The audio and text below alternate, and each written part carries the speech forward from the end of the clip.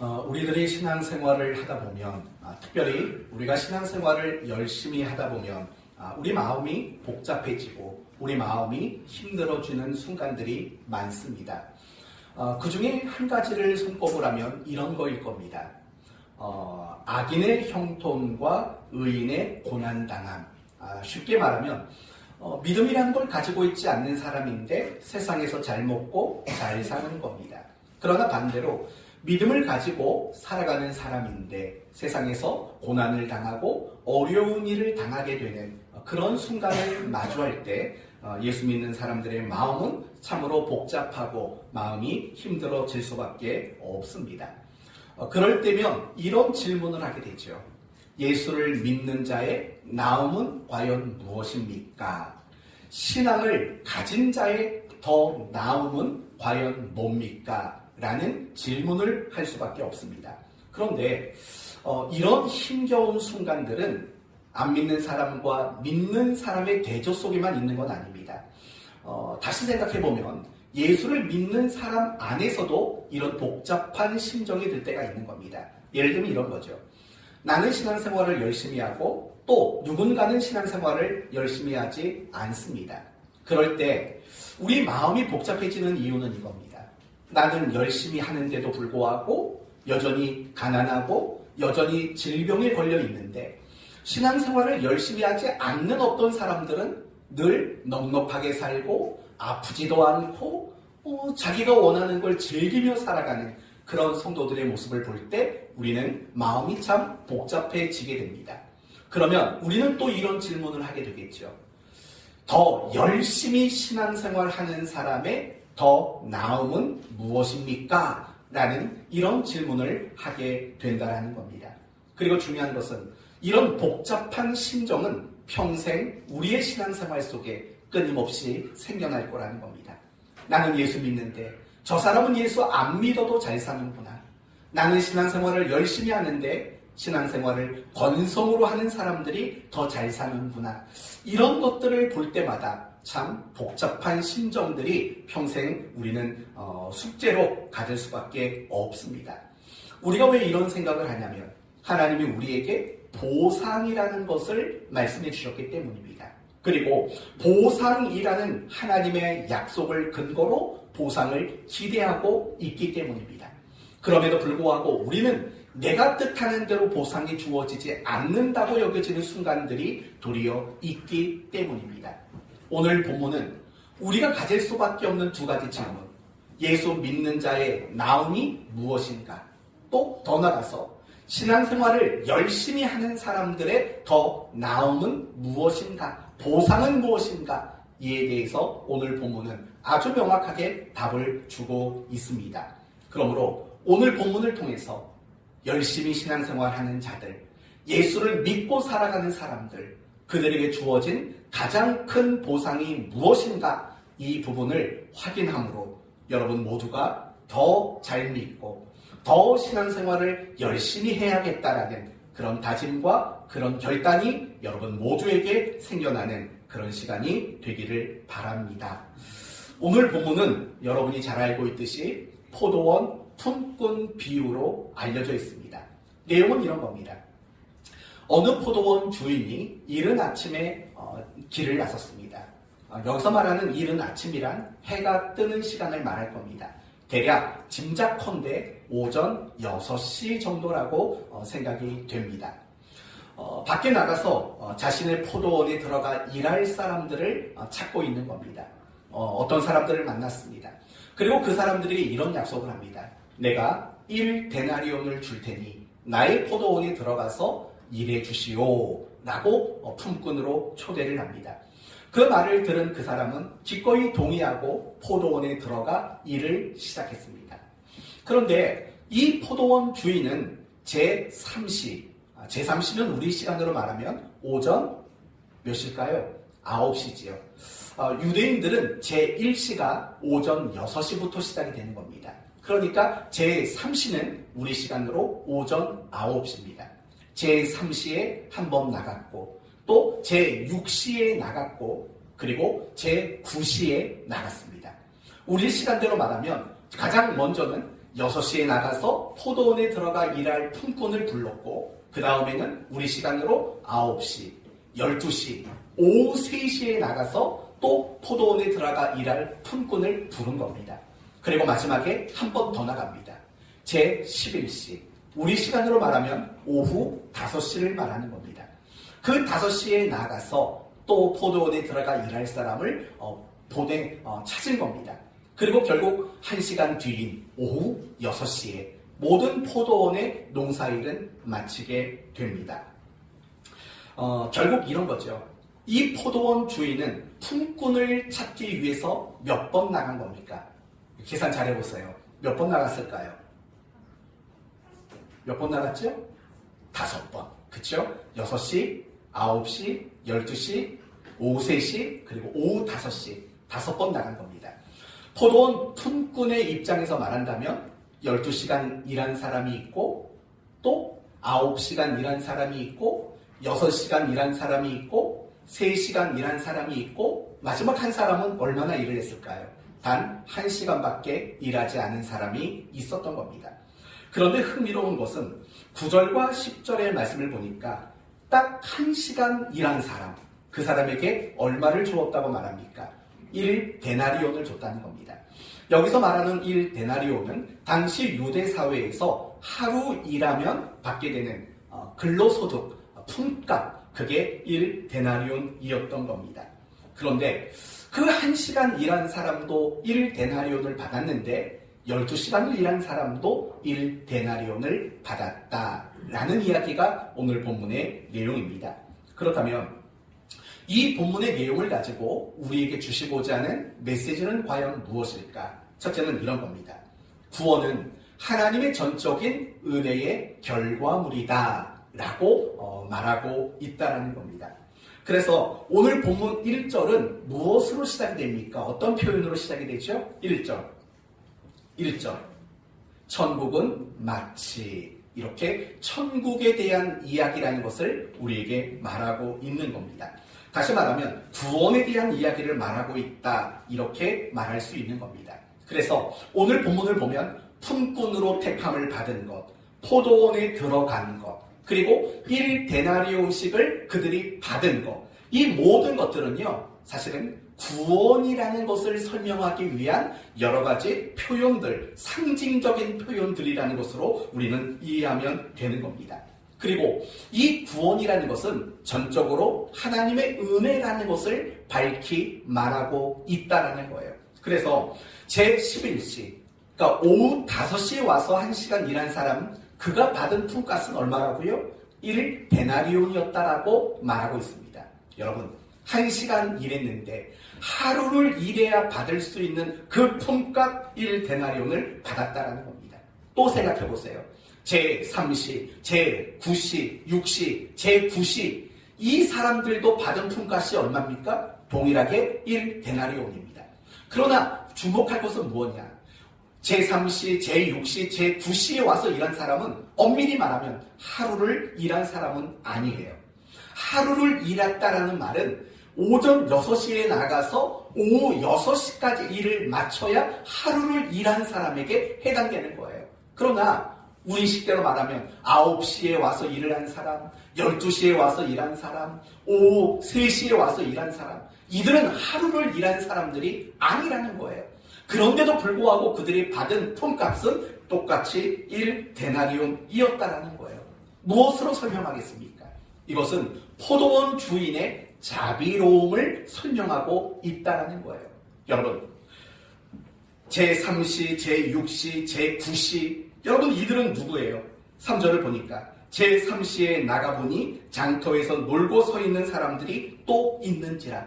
지금 이 제3시의 포도원 품꾼으로 택함받은 사람들은 놀고 서 있는 사람들이라는 거예요. 무슨 말인고 아니 이들은 일을 하려고 인력시장에 나간 사람들이라는 거예요. 그런데 제3시가 되도록 누구도 그들을 일꾼으로 데려가서 쓰는 사람들이 없었다는 거예요. 그럼 여러분 생각해봐요. 왜 사람들이, 어떤 고용주가 왜 그 사람을 택하지 않았을까요? 내가 시키고자 하는 그 일에 적임자가 아니었기 때문이라는 거예요. 그 적임자가 될 수 없는 어떤 이유인지는 모르지만 적임자가 될 수 없는 그들을 이 포도원 주인은 품꾼으로 불렀다라는 거예요.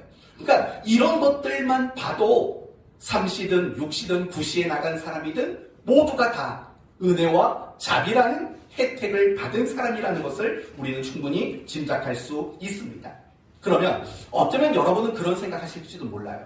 그러면 오전 6시부터 오후 6시까지 정말 하루라는 시간을 일한 사람, 그럼 그들은 은혜가 아니겠네요? 라고 생각할지도 모릅니다. 사실 그렇지도 않습니다. 왜냐하면 그들이 하루라는 조건을 갖추었지만 중요한 건 뭐냐면 그들을 이 포도원 주인이 고용했다라는 겁니다. 고용하지 않을 수도 있는 거예요.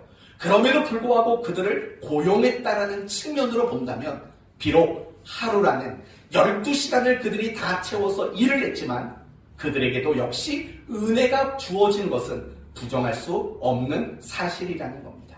결국 오늘 본문을 보면 오전 6시에 나가서 일하고 9시, 12시, 오후 3시, 그리고 오후 5시에 나가서 일하는 사람들 모두가 이 포도원 주인에게 자비와 은혜를 받은 사람이라는 것을 명확히 말하고 있는 거예요. 우리의 구원이 이와 같다라는 겁니다. 우리 모두는 예수를 믿고 구원을 얻습니다. 그러나 우리가 받은 이 구원은 결코 나의 어떤 노력의 결과물이 될 수 없습니다. 모든 사람이 얻은 구원은 철저히 하나님의 은혜가 만들어낸 결과물이라는 사실을 잊지 말아야 합니다. 우리 안에는 구원이라는 것을 받을 만한 자격과 조건과 근거가 우리 안에 없기 때문이라는 겁니다. 우리 모두는 오늘 본문에 소개하고 있는 여러 시간 동안의 부름을 받았던 그 포도원의 품꾼과 같은 사람들이라는 겁니다.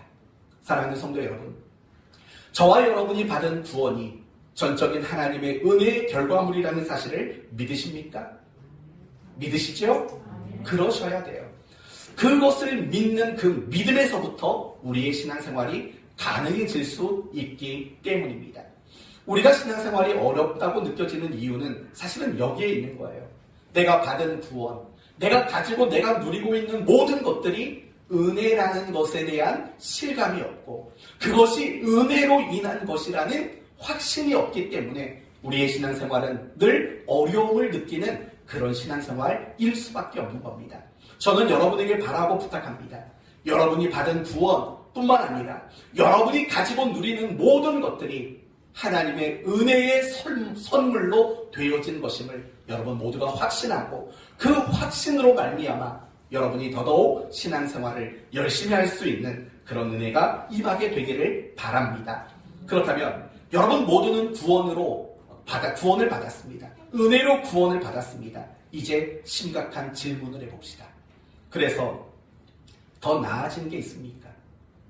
여러분이 구원을 은혜로 선물로 받았습니다. 더 건강해지셨습니까?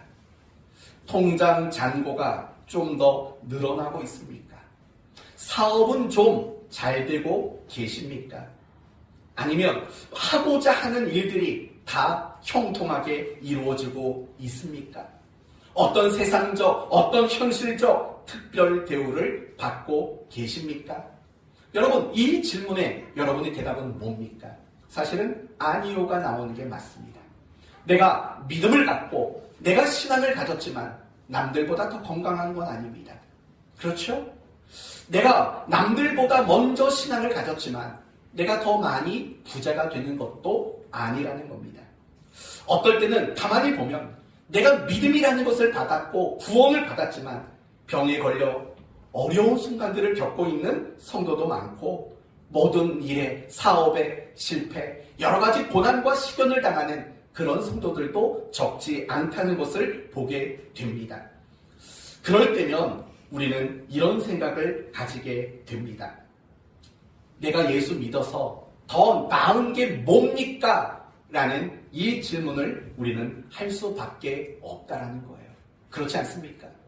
여러분, 예수를 안 믿는 사람들이 적어도 예수를 믿는 우리보다는 못 살아야죠. 우리 예수 믿잖아요. 우리 구원 받았잖아요. 은혜 안에 살아가는 사람들이잖아요. 그러면 예수 안 믿는 사람은 우리보다 좀 많이 아파야죠. 우리보다 좀 더 가난해야죠. 우리보다 더 실패를 많이 해야죠. 적어도 우리는 예수를 안 믿는 그들보다는 뭐라도 더 나은 혜택을 받아야 되지 않겠습니까? 그러나 그런 일들이 없다라는 거예요. 내가 믿음을 가졌는데 안 믿는 사람보다 내가 더 어려움을 겪는 순간들이 사실은 많이 있다라는 거예요. 간혹 이런 분들은 있죠. 예수를 믿었더니 사업이 너무 잘 돼서 큰 부자가 됐더라. 여러분, 이런 얘기를 들어본 적은 있을 거예요. 어떤 사람은 예수를 믿었더니 병고침을 받고 평생 건강하게 잘 살더라 라는 얘기도 들어본 적이 있을 거예요. 여러분, 그건 보상이 아니에요. 예수를 믿어서 얻은 보상이 아니라고요. 그러면 그들이 부자가 된 것은 뭐예요? 이런 거죠. 하나님이 그들에게 부자가 되게 하셔서 하시고자 하는 어떤 역할이 있는 거죠. 그들을 부자가 되게 하셔서 하나님이 감당하도록 원하시는 어떤 임무와 책임이 주어진 거죠. 적어도 그들이 얻은 부요함은 보상으로 주어진 것들은 아니라는 거죠. 만약에 예수 믿는 자에게 보상이 부자가 되는 일이라면 사실은 모두가 부자가 돼야 돼요. 그게 아니라면 적어도 이렇게 말할 수 있겠죠. 여러분은 예수를 믿는 사람이 아닙니다. 이렇게밖에는 말할 수 없을 게 너무나도 분명합니다. 과연 예수를 믿는 사람의 나음은 무엇입니까? 라고 물을 수밖에 없는 거죠. 정말 죽어서 천국 가는 거 그거 말고는 없습니까? 라고 물어볼 수밖에 없는 겁니다. 그렇다면 여러분, 다시 한번 물어보겠습니다. 예수를 믿는 자가 예수를 안 믿는 자보다 더 나은 것은 있을까요? 없을까요? 있을까요? 없을까요? 당연히 있어요. 용기가 대단해요. 틀렸으면 어떡할 뻔했어요. 있어요. 분명히 있고 말고요. 그러면 예수를 안 믿는 사람보다 예수 믿는 사람의 더 나음은 과연 뭘까요? 어떤 면에서 더 나을까요? 지금까지 말한 대로 분명한 것은 현실적 또는 세상적 나음은 아니에요. 내가 예수를 믿어도 안 믿는 사람보다 모든 일이 더 잘 된다. 이런 건 아니에요. 그러면 도대체 어떤 면에서 더 나음이라는 것이 있을까요? 바로 이런 면이죠. 여러분은 이 세상에서 고아로 살지 않는다라는 면이에요. 여러분, 세상 사람들은 지금 고아로 살아가고 있는 거예요. 이 말을 이해할 수 있겠어요? 이해가 어려운 건데 그렇게 쉽게가 이해된다고 하니 설명은 생략하고 바로 그런 거예요. 우리가 믿음을 가지고 구원을 받게 되면 우리는 더 이상 고아가 아니에요. 왜냐하면 우리에게는 누가 생겼냐면 아버지가 생긴 거예요. 그래서 우리를 구원하시고 우리에게 성령을 주셨는데 그 성령을 무슨 영이라고 말하냐면 양자의 영이라고 성경은 말해요. 그리고 그 성령이 마음에 임한 사람들은 결과적으로는 무엇이라는 호칭이 가능하냐면 하나님을 향해서 아빠, 아버지, 아바, 아버지라는 호칭을 할 수 있는 자가 된다는 거예요. 그 말은 결국 이 세상을 살아갈 때 예수 믿는 자의 나음은 결국은 아버지가 있다는 거예요. 우리가 이 세상을 고아처럼 살아가지 않는다는 거예요. 더 간단히 말하면 하나님이 우리에게 아버지 노릇 해주시는 것, 그게 바로 예수 안 믿는 자보다 예수 믿는 자의 더 나음이라고 말하고 있는 거예요. 다시 말합니다. 예수 믿는 것에 대한 보상이 뭡니까? 우리에게 하나님이 아버지가 되어주시고 우리에게 아버지 노릇을 해주신다라는 점이 예수 믿는 자의 진정한 보상이다. 이렇게 말할 수 있는 겁니다. 여러분에게 다시 한번 분명히 선을 긋고 이야기를 합니다. 여러분이 예수를 잘 믿어도 부자가 될 거에 대한 기대를 갖지 마십시오. 여러분이 예수를 잘 믿어도 무병장수할 것에 대한 기대를 갖지 마십시오. 그건 보상이 아니라 하나님이 어떤 특별한 일을 위해서 맡기시는 거고 허락하시는 영역이라는 걸 잊지 마세요. 예수 믿는다고 부자가 안 된다는 말이 아니에요. 예수를 믿어서 부자가 되는 경우도 있어요. 예수를 믿어서 병이 낫는 경우도 있어요. 그러나 그것은 예수를 믿음으로 얻어지는 보상의 개념이 아닌 그걸 통해서 하나님이 어떤 일을 하시고자 하는 기능과 어떤 역할의 관점에서 우리에게 허락되는 어떤 것들이라는 거예요. 그 부분을 우리는 평생 잊지 말아야 돼요. 우리는 가끔씩 복 안 준다고 아니 내가 사업하는데 사업 잘되게 안 해주신다고 그래서 굉장히 섭섭한 마음을 가질 때가 있다고요. 그런 섭섭한 마음 갖지 마세요. 하나님은 처음부터 우리에게 그런 식의 보상을 주신다고 말하지 않았어요. 세상적, 현실적 보상을 주겠다고 하지 않았다고요. 생각해봐요. 사도 바울, 여러분 남다른 사람이잖아요. 굉장히 훌륭한 사람이잖아요. 바울이 겪었던 이야기가 뭐예요? 부자로 살았답니까? 아니면 최고급 아파트에 살았답니까?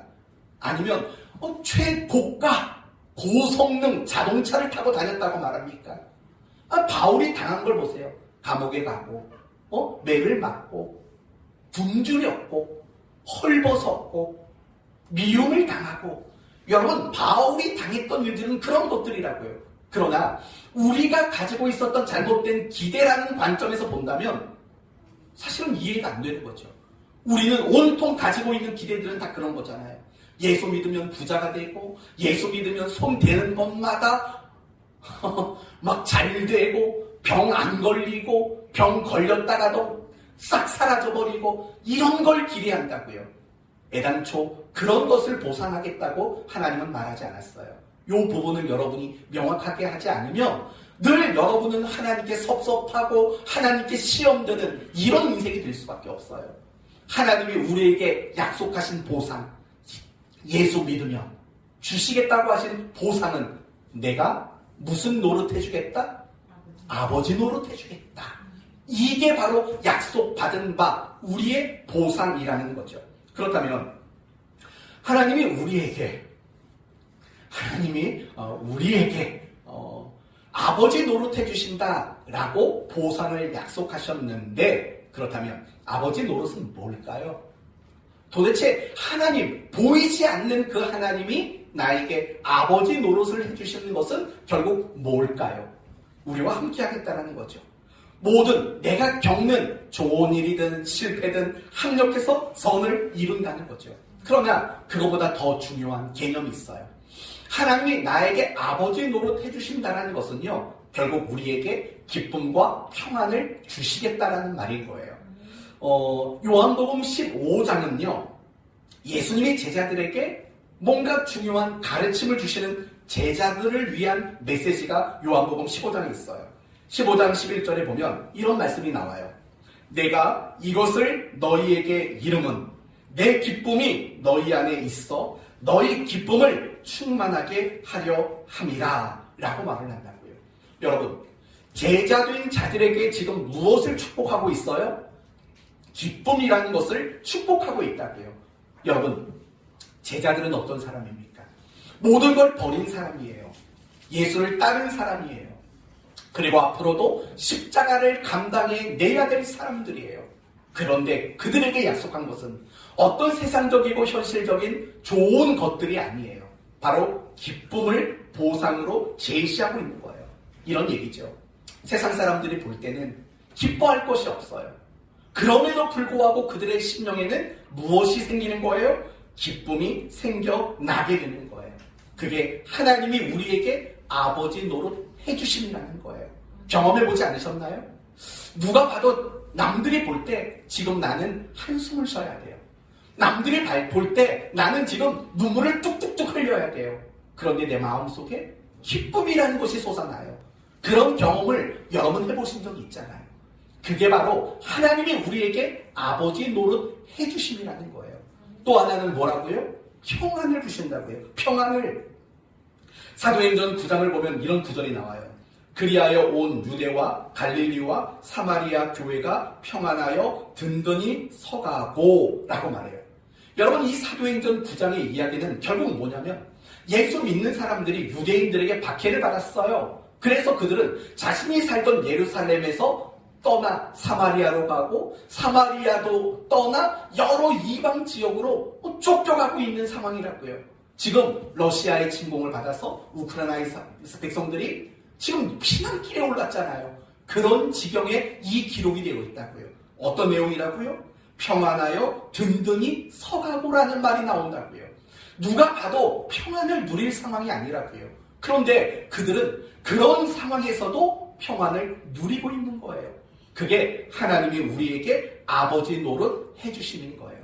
기쁨을 주시고 평안을 주시는 거. 그게 아버지 노릇 해주심. 그걸 마태복음 1장 10대로 말한다면 그게 바로 임마누엘이에요. 우리 가운데 장막을 치신 하나님. 바로 그 임마누엘의 하나님. 그게 바로 기쁨과 평안으로 묘사가 되는 거예요. 이제 얼마 있으면 성탄절이죠. 얼마 있으면 성탄절인가요? 얼마 있으면 성탄절이죠. 성탄절에 가면 땅에서는 기뻐하심을 받은 자들에게는 평화고 하늘에는 기쁨이다. 기쁨과 평화가 성탄절 메시지의 중심이라는 거 아시잖아요.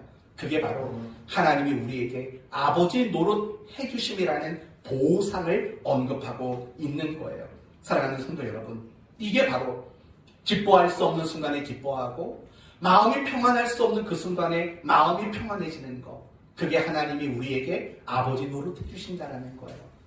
이제 여러분이 이렇게 물어보세요. 안 믿는 어떤 사람이 여러분에게 와서요. 아니 당신 예수 믿잖아. 교회 다니잖아. 근데 왜 예수 안 믿는 사람들보다 더 못나게 살아? 라고 말한다면 주눅들지 말아요. 그리고 고개를 숙이지 마세요. 이렇게 당당하게 말하세요. 우리는 아버지가 계셔. 하나님이 우리에게 아버지 노릇해 주셔. 너희들이 기뻐하지 못하는 그 순간 우리는 기뻐할 수 있고, 너희라고 말하니까 기분 나쁘네요. 당신도 기분 나쁜 말인가요? 그럼 그들이 평안을 누릴 수 없는 그 순간에 우리는 평안을 누리는 하나님이 우리에게 아버지 노릇 해주심, 우리에게는 그게 주어졌어. 여러분, 그것이 여러분에게, 예수 믿는 여러분에게 주어진 진짜 가장 큰 보상이라는 거, 그걸 우리는 알아야 하는 거예요. 우리는 거기에 관심을 가져야 돼요. 하나님이 기쁨을 주시고 하나님이 평안을 주시는 것, 그것이 나에게 약속된, 예수 믿는 자에게 약속된 보상이라는 것, 여기에 우리는 그 관심을 가져야 돼요. 혹시 그런데 누리고 계세요? 마음에 기쁨이 있으세요? 마음에 막 평안이 있으세요?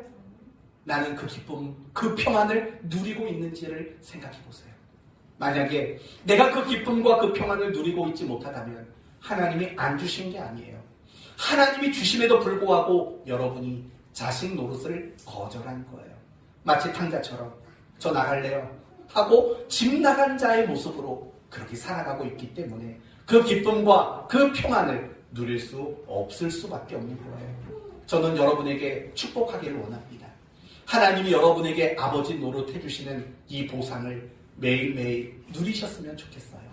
어차피 우리는 성공만 할 수 없고, 어차피 우리는 모든 일이 잘 되는 순간을 살 수 없는 자들이에요. 하나님은 처음부터 세상 사람과 똑같은 조건과 환경 속에 살도록 우리를 그렇게 두셨기 때문이에요. 그래야 우리는 그 세상에서 빛이 될 수 있죠. 그래야 우리는 그 세상에서 소금이 되지요. 그럼 어떻게 견뎌요? 아버지 노릇 해주심으로 견디고 이기는 거예요. 기쁨 주시고 평안 주시는 거, 우리는 그 보상을 누리며 이 세상에서 살아갈 때 진짜 소금, 진짜 빛이 될 줄로 믿습니다. 9절을 봅시다. 9절을 보시면 제11시에 온 자들이 와서 한 데나리온씩을 받거늘. 이 사람들은 몇 시간 일한 사람일까요? 1시간. 제11시니까 오후 5시죠. 딱 1시간 일한 사람이에요. 그런데 그들이 1데나리온을 받았어요. 아마도 분위기가 막 술렁술렁했을 것 같아요. 먼저 온 사람들 있잖아요. 제11시에 온 사람보다 먼저 온 제9시, 제6시, 제9시, 그리고 처음부터 왔던, 일이 시작될 때부터 왔던 사람들이 있었을 거라고요. 막 술렁술렁했을 거예요. 야, 1시간 일한 사람이 1데나리온 받았으면 3시간 일한 사람은 3데나리온, 6시간 일한 사람은 6데나리온, 9시간 일한 사람은 9데나리온. 그리고 12시간 일한 사람은 야, 오늘 땡 잡았다. 12데나리온을 받겠지. 라는 그런 기대하는 마음들이 그들을 술렁이도록 만들었을 거예요. 그런데요, 뜻밖에도 이런 말이 나와요. 10절, 먼저 온 자들이 와서 더 받을 줄 알았더니, 당연히 우리의 계산법이잖아요. 이거는 더 일했으니까 더 받겠다. 근데 그들도 한 데나리온씩 받는지라. 그러자 11절, 받은 후에 집 주인을 원망하여 이르되, 나중 온 이 사람들은 1시간밖에 일하지 아니하였거늘 그들을 종일 수고하고 더위를 견딘 우리와 똑같이 줍니까? 이렇게 원망을 했다라고 소개하고 있습니다. 그런데 여러분, 하루 종일 일한 사람들의 이 원망, 그들만의 원망은 아니에요. 사실은 이 원망은요, 우리 모두에게도 가끔씩 나오는 원망이라는 거 알고 있죠. 한번 이제부터 이 부분을 설명해 볼게요. 여러분은 예수님을 언제 처음 믿으셨나요? 저는 모태신앙이에요. 여러분 가운데에서도 모태신앙이 있죠. 또 여러분 가운데는요, 유아 시절에 또는 국민학교 시절에, 초등학교죠? 그래요. 초등학교 시절에 예수를 믿은 사람이 있어요. 어떤 사람은 청소년 시절에, 중고등학교 시절에, 또 어떤 사람은 청년 시절에 예수님을 믿은 사람이 있어요. 또 어떤 사람은 장년 시절에 예수를 믿은 사람이 있고, 어떤 사람은 노년에 예수를 믿은 사람이 있어요. 그리고 어떤 사람은 심지어 죽기 직전에 예수를 믿은 사람이 있어요. 제 주변에 그런 사람 많아요. 저희 친척 중에서도 뭐 얼핏 얘기 들어보면 죽기 직전에 누가 와서 세례를 주려고 했는데 세례를 받았다. 이런 얘기 들었고요. 얼마 전에 제가 아는 한 집사님이 교회를 방문해서 잠깐 대화를 했는데 그분 부모님도 임종 직전에 목사님이 와서 예수님을 전하고 믿겠느냐, 세례를 받겠느냐 했을 때 기꺼이 믿겠다, 세례 받겠다 하고 그렇게 세례를 받았고 얼마 며칠 후에 돌아가셨다. 이 얘기를 제가 전해 들었어요. 사실 그런 경우들이 있어요. 그쵸? 죽기 전에 정말 예수를 믿고 믿음을 가지고 죽음을 맞이하는 그런 분들도 있다고요. 그럼 여러분, 우리의 생각인 또는 우리의 계산법대로 말하면 이런 거죠. 모태신앙부터 예수를 믿었으면 사실은 얼마나 재미없게 살았겠냐고요. 저도 그렇게 재미있게 살지는 못했어요. 이걸 설명을 해야 되나요? 말아야 되나요? 이렇게 마시고 또 즐기고 이런 것들은 애당초 안 했다고요. 딱 고등학교 2학년 때 소주 한 병이 제 인생의 전부였어요. 고등학교 2학년 때. 네? 왜 그랬는지 몰라요. 지금도. 지금도 그때 생각해보면 정신머리가 있는 놈이었는가 뭐 그런 생각도 들어요. 하여튼 제 인생의 소주 한 병이 술의 전부였다고요. 담배는 손도 대본 적이 없어요. 그거 말고도 참 재미없게 살았어요. 모태신앙이잖아요. 그런데 임종 직전에 예수를 믿은 사람들은 그래도 좀 더 많이 즐겼겠지요. 그쵸? 마실 거, 할 거 더 많이 즐겼죠. 그러면 우리 생각에 저같이 속 좁은 사람 생각에는 이런 생각이 든다고요. 나같이 모태신앙, 재미 좀 안 보고 산 사람은 제일 좋은 천국에 가고 평생 재미 보다가 마지막 막차 탄 사람들은 좀 안 좋은 천국에 들어가게 해주시면 얼마나 좋을까라는 그런 못된 심보가 발휘될 때가 있다고요. 그럴까요?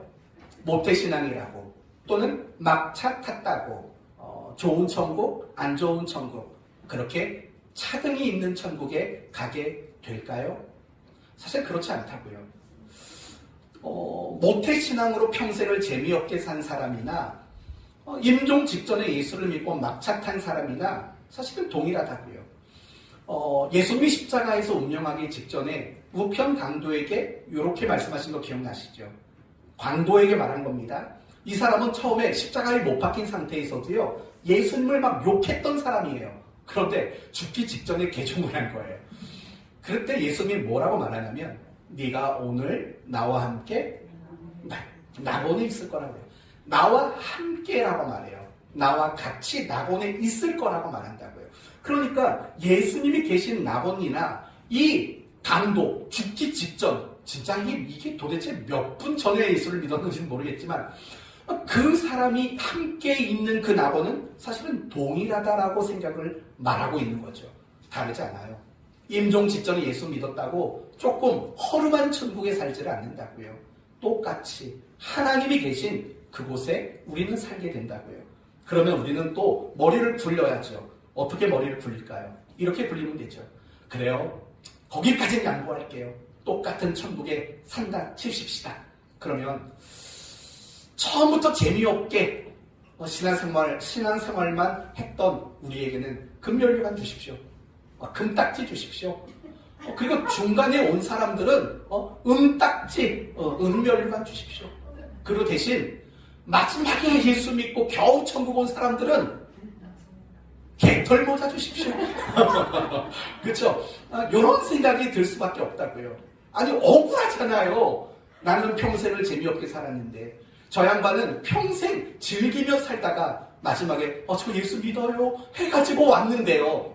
그러니까 그런 사람들은 개털 모자 주면 좋겠지요. 어떨까요? 그럴까요? 그랬으면 좋겠냐고 물어보진 않는 거예요. 그랬으면 좋겠냐고 말하면 네 그랬으면 좋겠어요 라고 말할 분들도 계시겠죠. 그러니까 그랬으면 좋냐고 물어보는 게 아니라 그럴까요? 라고 묻는 거예요. 사실을 물어보는 거예요. 그럴까요? 억울하지 않으세요? 옛날에 이런 재미난 예화가 있었어요. 사실 오늘 설교를 시작할 때 그 예화를 가지고 시작을 하려고 했는데 어느 날 목사님과 옛날에 총알택시 있었잖아요. 총알택시.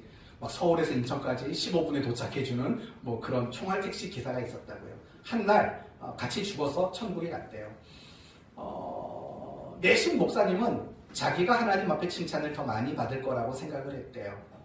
당연히 목사 노릇을 해왔으니까. 근데 하나님이 자기는 하나도 칭찬 안 해주고 이 총알택시 기사를 그렇게 칭찬을 하시더라고요. 수고했다, 애썼다, 칭찬을 해주신다는 거예요.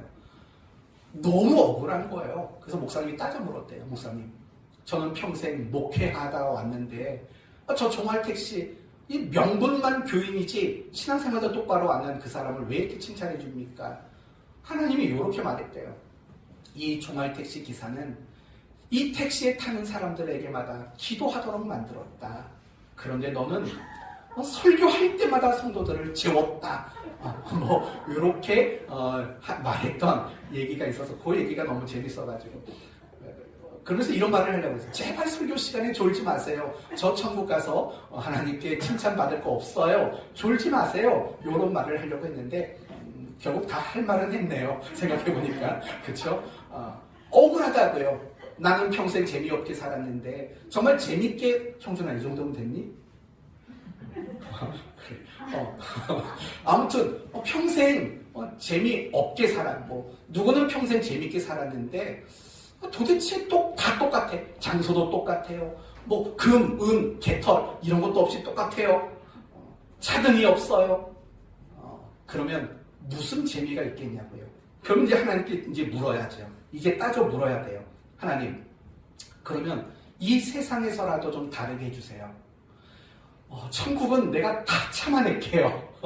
그러니까 세상에서라도 내가 열심히 하니까 열심히 안 하는 사람보다는 낫게 살게 해주세요. 우리는 이렇게 또 바라고 원할 수도 있어요. 근데 또 그건 또 그렇지 않아요. 가만히 보세요. 신앙생활 열심히 하는 분이 열심히 안 하는 사람보다 다 잘 사나요? 그렇지 않아요. 그렇지 않다고요. 그렇죠? 신앙생활 열심히 하고 정말 신실하고 충성되게 신앙생활을 해도요. 열심히 안 하는 사람보다 못 사는 사람 훨씬 많다고요. 이제 괴로운 거예요. 이제 팔 걷어 붙이셔야죠. 손은 허리에 올리셔야죠. 그리고 하나님께 물으세요.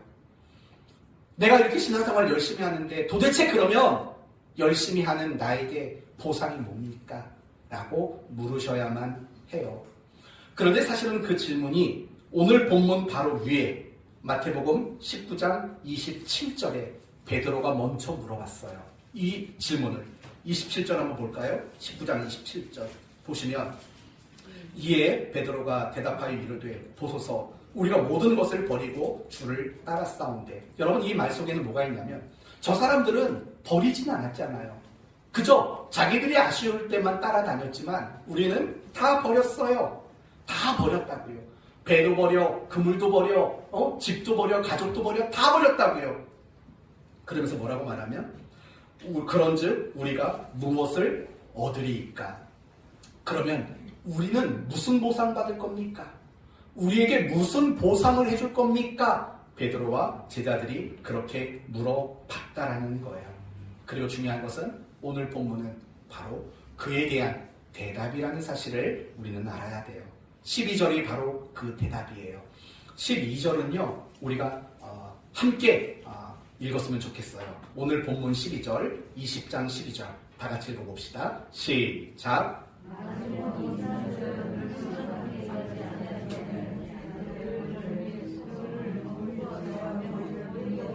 스톱. 이거 몇 명 안 되는 사람이 돌림 노래를 만드시면 어떡해요? 다 같이 12절 시작. 나중은 이 사람들은 1시간밖에 일하지 아니하였거늘 그들을 종일 수고하며 더위를 우리와 같게 하였나이다. 바로 이게 하나님의 대답이에요.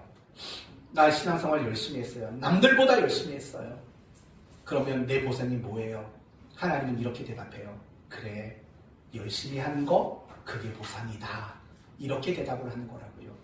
12절을 보시면 그들이 스스로 자기들이 받은 보상을 언급하고 있는 거예요. 나중에 온 이 사람들이 1시간밖에 일하지 아니하였거늘 그들은 종일 수고하며 더위를 견딘 우리. 사실은 자기 입으로 자기가 받은 보상을 지금 말하고 있다라는 거예요. 제자들의 입장에서 말하면 이런 거죠. 모든 것을 버리고 주님을 전적으로 따른 것 그 자체가 보상이라는 거예요. 그리고 이걸 우리식대로 말한다면 일찍 예수를 믿고 남들보다 더 열심히 신앙생활을 했던 그 자체가 보상이다. 이렇게 하나님은 대답하고 있는 거예요.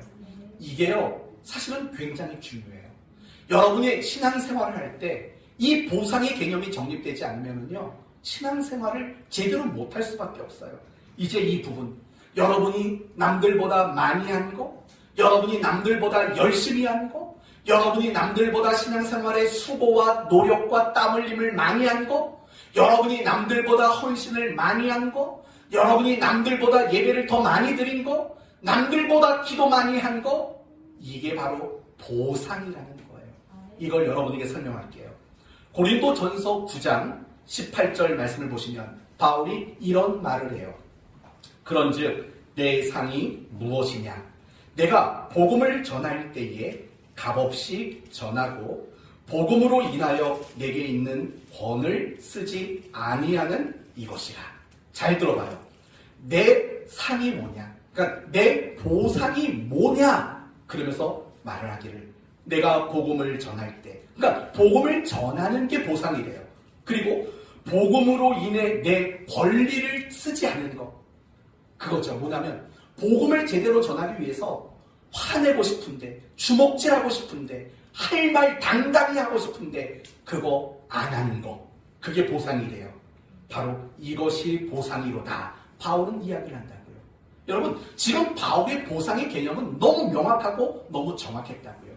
내가 이만큼 수고했으니까 어떤 세상적 대가를 받는 게 보상이 아니라 내가 하나님을 위해 수고한 그 자체가 보상이다. 이렇게 얘기를 한다고요.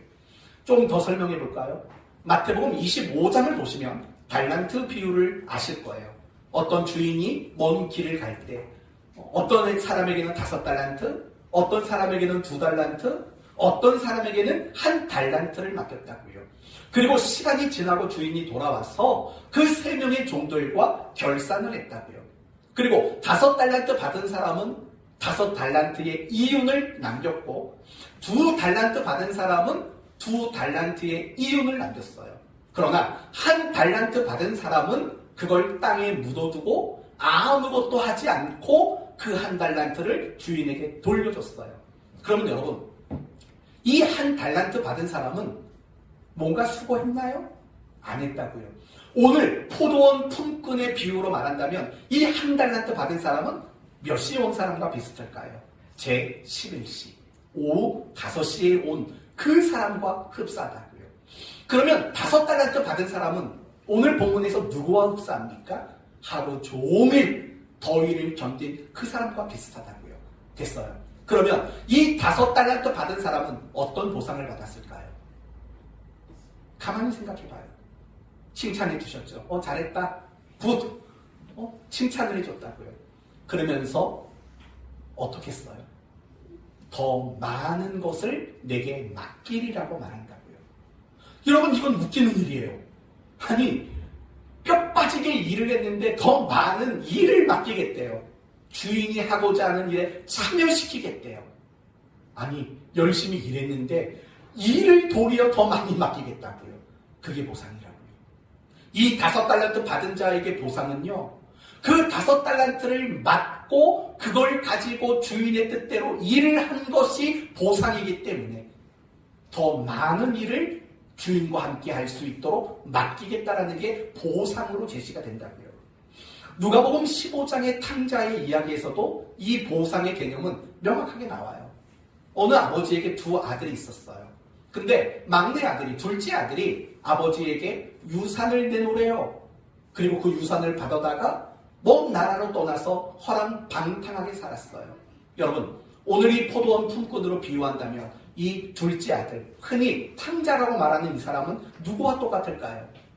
1시간밖에 일하지 않은 사람이죠.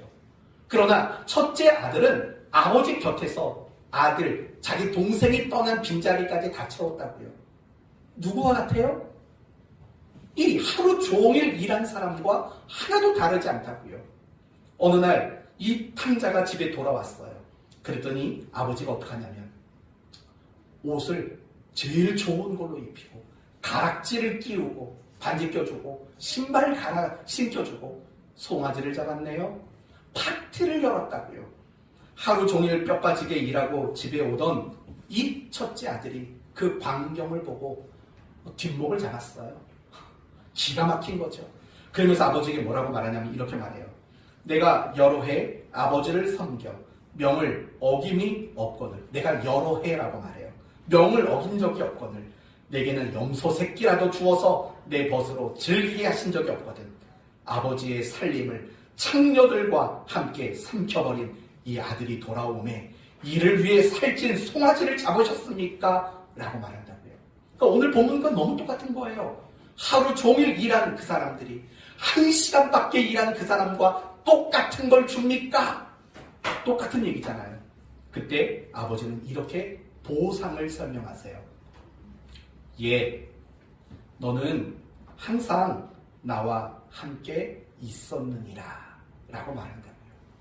아버지와 함께하고 그 아버지가 시키는 그 모든 집안의 굳은 일들, 그 일을 한 것, 그게 보상이다.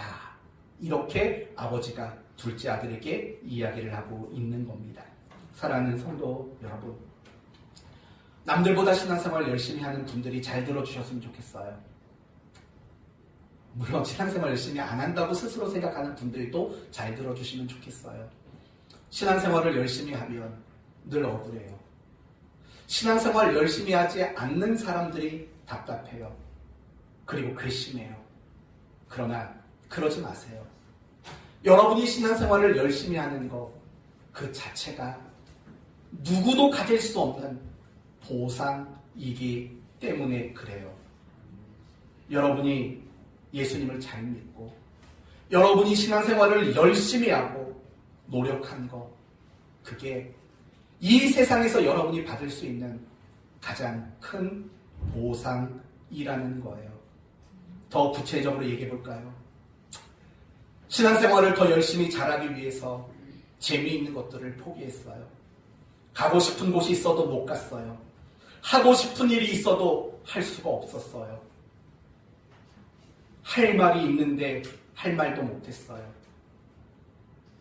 들어도 못 들은 척했어요. 봤는데 못 본 척했어요. 억울하지만 참았어요. 그리고 예배 열심히 나왔어요.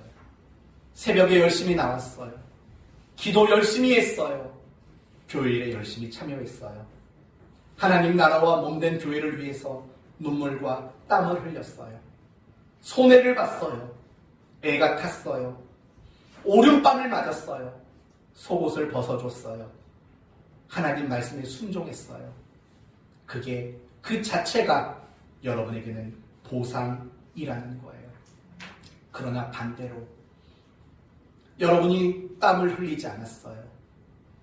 하고 싶은 말 다 했어요. 보고 싶은 거 다 봤어요. 가고 싶은 거 다 갔어요. 하고 싶은 일은 다 했어요. 예배 안 나와요. 기도 안 해요. 순종 안 해요. 미안하지만 여러분에게는 보상이 없는 거예요. 그 자체가 여러분에게는 아무런 보상이 없다라는 거예요. 물론 죽으면 천국에는 갈 거예요. 천국 가서 개털모자 쓰는 일 없을 거예요. 하나님은 자비로우시고 은혜로우신 분이기 때문에. 그러나 분명한 것은 여러분은 이 땅에서 아무런 보상이 없다라는 것. 여러분은 보상받을 일이 없는 사람이라는 것. 그 부끄러움을 여러분은 깨달으셔야 돼요. 우리가 신앙생활을 못하는 이유 여기에 있는 거예요. 보상이 뭔지 몰라요. 내가 신앙생활을 열심히 하는 그 자체가 보상이라는 걸 모르니 열심히 안 하는 거고, 열심히 안 하면서도 부끄럽지 않은 것은 내가 스스로 보상받을 자격이 없는 사람이라는 것조차도 깨달지 못하는 바로 그 일 때문이라는 거죠.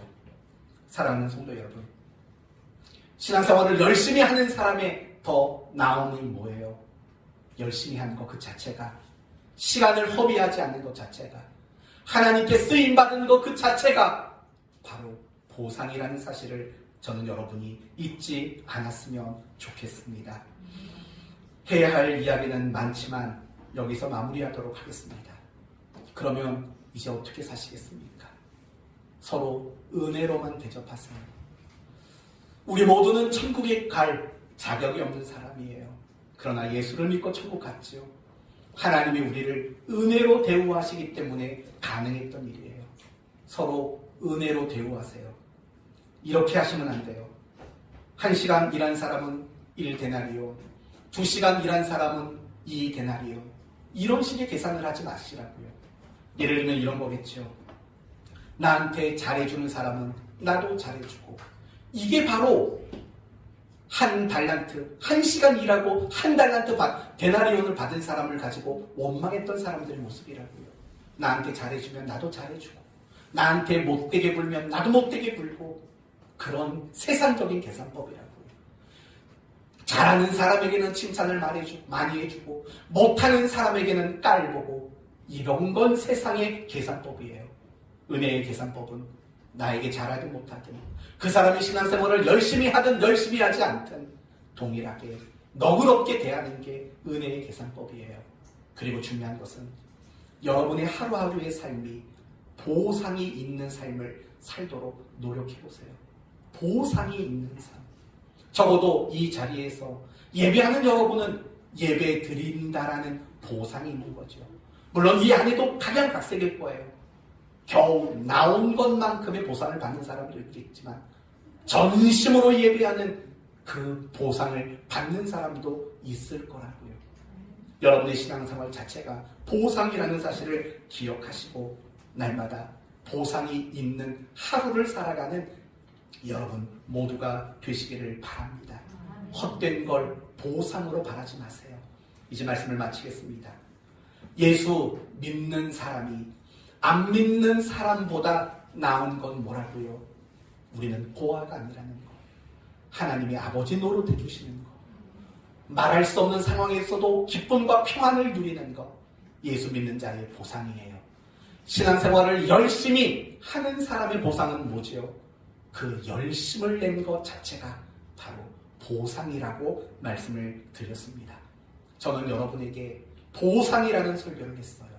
가장 큰 보상은 결국 하나님이 우리에게 아버지 노릇 해주심이라는 보상. 내가 신앙생활을 열심히 하는 것 그 자체가 보상이라는 것을 배웠어요. 그러므로 여러분 매일매일의 삶에 스스로 보상이 있는 삶을 살려고 노력하세요. 열심히 예배드리세요.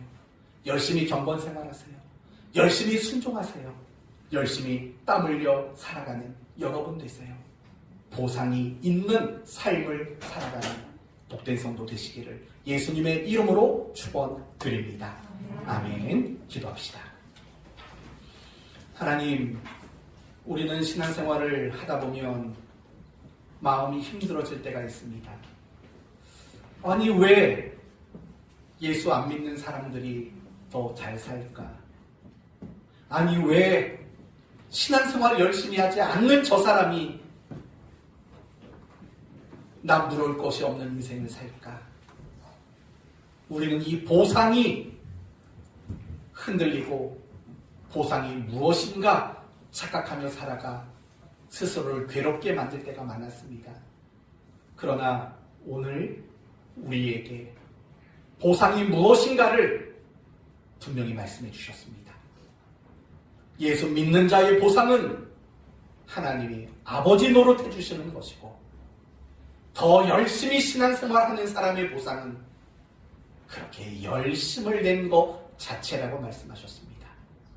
매일매일 하나님의 아버지 노릇해 주심이라는 보상을 경험케 하시고, 매일매일의 삶이 이른 아침부터 늦은 시간까지 일한 온종일 더위를 견디며 온종일 수고했던 그 모습이 우리의 모습이 되게 하시옵소서.